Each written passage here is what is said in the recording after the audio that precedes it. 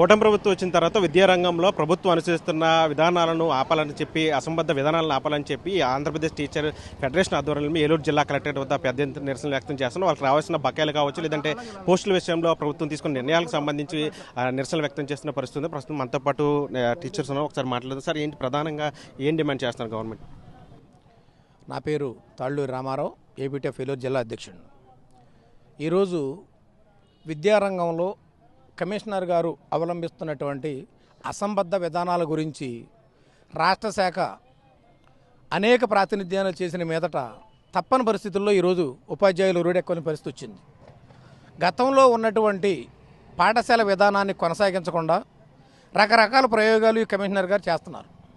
ఏదైనా ఒక పాఠశాల విద్యలో ఒక రకమైనటువంటి నూతన విధానాన్ని ప్రవేశపెట్టినప్పుడు అది విద్యారంగ అభివృద్ధికి ఉపయోగపడేలా ఉండాలి. కానీ ఈ రోజున దాదాపు బేసిక్ ఫౌండేషన్ పాఠశాల పేరుతో 5,000 పాఠశాల రాష్ట్రంలో కేవలం ఒకే ఒక ఉపాధ్యాయుడితో నడిపించాలి. బేసిక్ ప్రైమరీ పాఠశాలల పేరుతో 19,000 పాఠశాలని 20 మంది విద్యార్థులు దాటితేనే రెండో ఉపాధ్యాయుడిని ఇస్తాం. అలాగే రకరకాల స్కూల్స్లో రకరకాల ప్యాటర్న్ పెట్టుకుంటూ ఈ విధంగా ఒక రకమైన అసంబద్ధ విధానాల మూలంగా విద్యా వ్యవస్థ కుంటుపడిపోతుంది. ప్రభుత్వ విద్యారంగాన్ని పరిరక్షించాలని చెప్పి అనేక సార్లు ప్రాతినిధ్యాలు చేసినప్పటికీ కూడాను ప్రతి శుక్రవారం యూనియన్ నాయకులతో మీటింగ్ పెట్టడమే తప్ప వాళ్ళ అభిప్రాయాలని ఈ ప్రభుత్వ విద్యాశాఖ అధికారులు పరిగణలో తీసుకోవట్లేదు.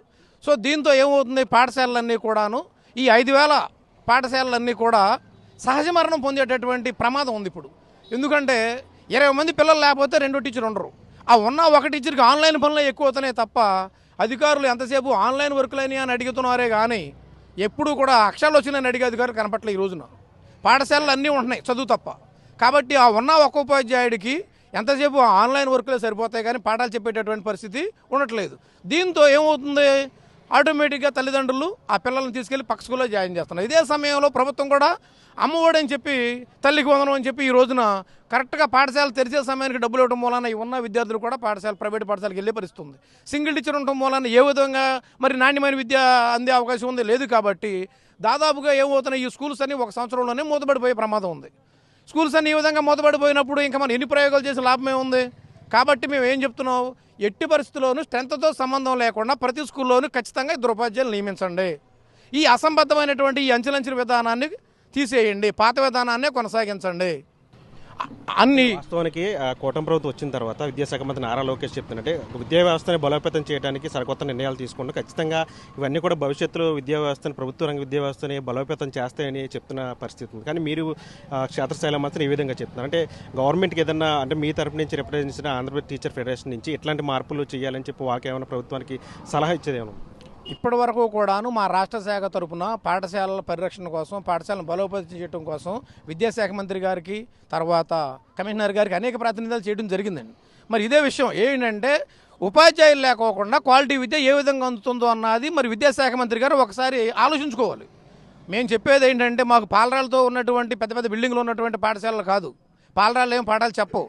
ఖచ్చితంగా ప్రతి స్కూల్లోని 2 ఉపాధ్యాయులు ఉన్నప్పుడు కనీసం ఒకళ్ళు ఆన్లైన్ వర్కులు చూసుకున్నా ఇంకొకళ్ళైనా సబ్జెక్ట్ని పిల్లలకి నాణ్యమైన విద్య అందించడానికి అవకాశం ఉంటుంది. కాబట్టి విద్యాశాఖ మంత్రి గారికి మేము ఒకటే విన్నవిస్తున్నాం, ఖచ్చితంగా ప్రతి స్కూల్లోనూ 2 ఉపాధ్యాయులు నియమించండి, సంఖ్యతో సంబంధం లేకుండా.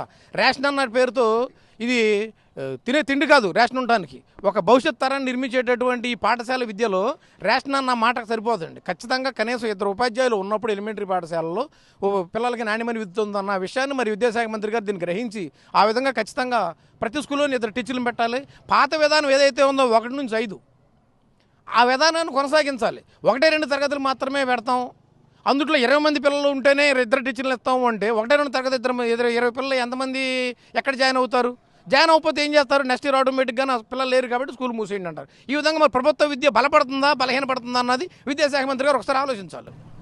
బకాయిల విషయంలో కావచ్చు, లేదంటే పోస్టుల హెచ్ఎం పోస్టులు కానీ లేకపోతే ఇతర పోస్టుల విషయానికి సంబంధించి గవర్నమెంట్కి ఏం చెప్తారండి? పోస్టుల విషయంలో రకరకాల ప్యాటర్న్ మాత్రం ఇప్పుడు ఈ వ్యవస్థలో పెడుతున్నారు. మేము అందు గురించే 1:20 ఎలిమెంటరీ, 1:35 హై స్కూల్కి పోస్టులు ఇచ్చినప్పుడు కొంత నాణ్యమైన విద్య ఉందని చెప్పి అది తెలియజేస్తున్నాం. ఇంకా బకాయిల విషయం చూసుకుంటే 2023 జూలై నుంచి 12 PRC అమలు కావాల్సి ఉంది. ఇంతవరకు దాని ఎరియర్స్ కానీ అసలు విషయం గురించి కానీ కమిషన్ గురించి కానీ ఎవరు మాట్లాడట్లేదు. మరి చంద్రబాబు నాయుడు గారు రాగానే ఈ సామాజిక పెన్షన్లు మాత్రం ఎరియర్స్తో సహా చెల్లించారు. సామాజిక పెన్షన్లో 3 నెలలు ఎరియర్స్ కూడా చెల్లించారు చంద్రబాబు నాయుడు గారు. కానీ 2 సంవత్సరాలు బట్టి ఇంతవరకు కూడాను డిఏలు పెండింగ్లో ఉన్నాయి, 12 పిఆర్సీ పెండింగ్లో ఉంది. వీటి గురించి కనీసం కూడా మాట్లాడట్లేదు. కాబట్టి మరి ఉపాధ్యాయులు ఏమి కోటీశ్వరులు కాదు. కాబట్టి పెండింగ్లో ఉన్న డిఏలు రిలీజ్ చేయాలి, 12 పిఆర్సీ కమిషన్ నియమించాలి. మరి ఆయన మేనిఫెస్టోలో పెట్టిన విధంగా ఎప్పుడైతే మా ప్రభుత్వం వస్తుందో వచ్చిన వెంటనే మేము మీకు ఐఆర్ ఇస్తామని చెప్పి మేనిఫెస్టోలో పెట్టారు. కాబట్టి వెంటనే ఐఆర్ ప్రకటించాలి.